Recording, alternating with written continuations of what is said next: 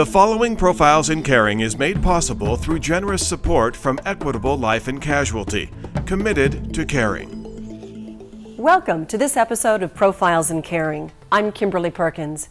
Mission of Mercy is based in Colorado Springs, Colorado, but the impact of this organization is felt around the world as the group aims to feed, clothe, and educate more than 37,000 children. Doug Jardine has our story. At the base of the rolling foothills of the Eastern Rockies sits the beautiful city of Colorado Springs, Colorado. Only about an hour and a half from Denver, home to 5 military bases, 1 Navy, 1 Army, 3 Air Force. The Air Force Academy calls Colorado Springs home, and this is also the home of Mission of Mercy, firmly planted here with a wingspan gently wrapped around the entire globe. Act justly. Act justly. Love mercy. Mercy. Mercy.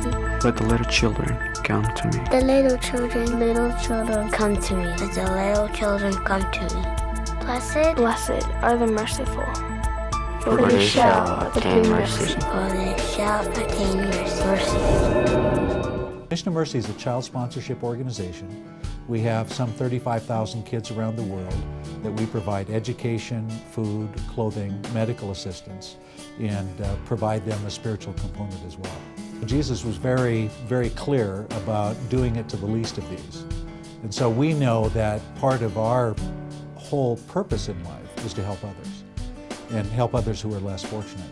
So when you feed somebody, when you give somebody food, when you clothe somebody, you're really accomplishing the gospel. That's the gospel in action. What started in 1954 in Calcutta, India, has now spread worldwide, from Calcutta to Haiti to Honduras, throughout Africa, and many, many more countries.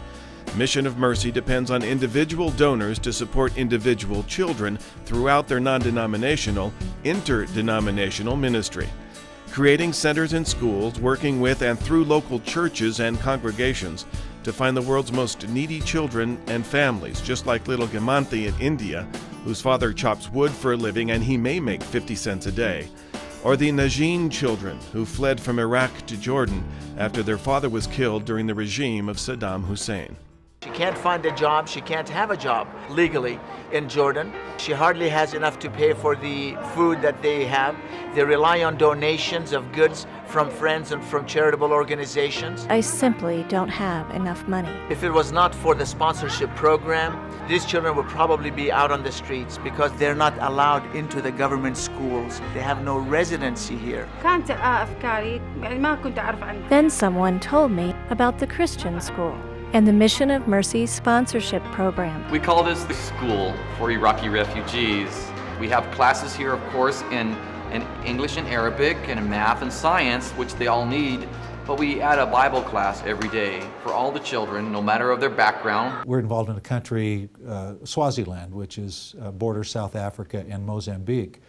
It's about 1.2 million people, a very small country, but it has the highest rate of AIDS in the whole world. Almost 40% of all adults have HIV/AIDS. Welcome our dear visitors. We are happy to see you today. Sitting down and listen to us. Orphans members singing for you. You see a complete generation missing. So when you go there, you'll see these after school areas where there may be 250, 300 kids that are coming in. They're provided with tutoring, they're provided with Bible clubs, they're fed a good meal every day.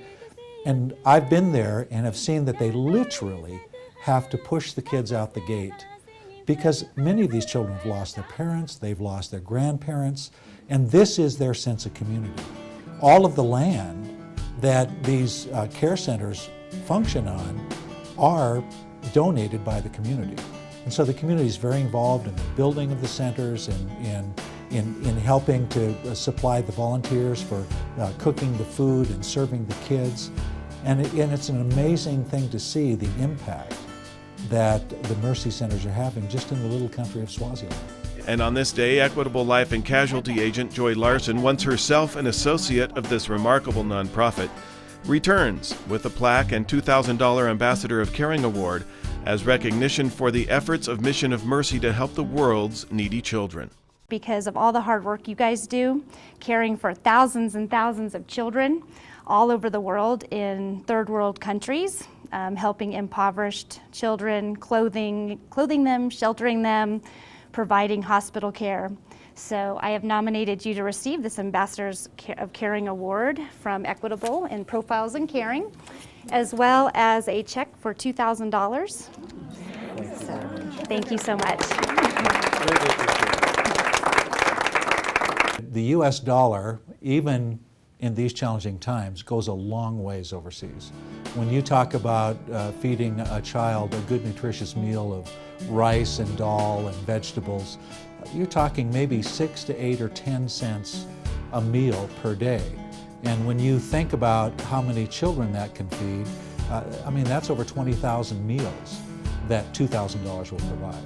For the first time in their young and very difficult lives, thousands of children around the world are getting good and nutritious daily meals, shoes, clothing, and an educational opportunity most would never have ever experienced, all because individual donors are spending about $1 a day to make it happen, with Mission of Mercy making sure the kids, the least of these, are cared for. I've had the opportunity time and time and time again to see these kids respond and to see, you go there and you see the hope in their eyes. These are the kids that they get a meal, they get educational assistance, they have hope, they have an opportunity.